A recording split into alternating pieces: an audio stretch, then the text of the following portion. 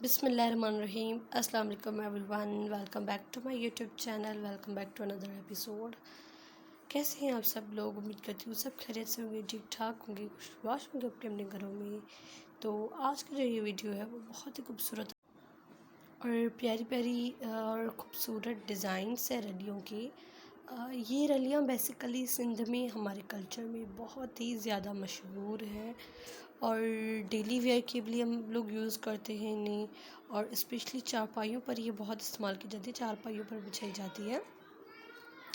तो शहर के जो लोग होते हैं वो अक्सर इन्हें कम यूज़ करते हैं क्योंकि चारपाइयाँ वहाँ कम यूज़ होती है, इक्का दुक्का कोई चारपाई होती है, वरना मोस्टली चारपाई नहीं होती वहाँ पर।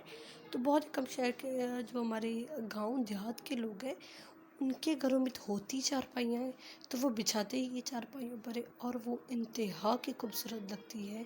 और एक से बढ़कर एक डिज़ाइन होता है, एक से बढ़कर एक जो है वो उनमें खूबसूरत कलर्स डाले जाते हैं। बहुत ही ये रलियाँ प्यारी होती है, बहुत ही खूबसूरत होती है। तो आज की जो वीडियो है वो बहुत ही खूबसूरत रलियों के डिज़ाइंस में लेकर आई हूँ। आप वीडियो बिल्कुल भी स्किप मत कीजिएगा, बहुत ही प्यारे प्यारे डिज़ाइंस हैं। वीडियो एंड तक देखिएगा और इंशाल्लाह मेरी आज की ये वीडियो आपको बहुत ज़्यादा पसंद आएगी।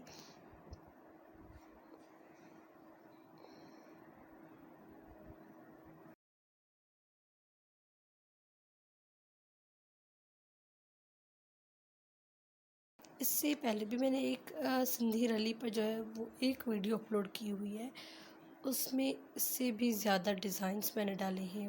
बहुत ही खूबसूरत वो वीडियो है और आज की वीडियो भी बहुत ही खूबसूरत है और बहुत ही प्यारे प्यारे डिज़ाइंस हैं। आप मेरी इस वीडियो को कंप्लीट करके फिर आप मेरी उस वीडियो को भी ज़रूर देखिएगा।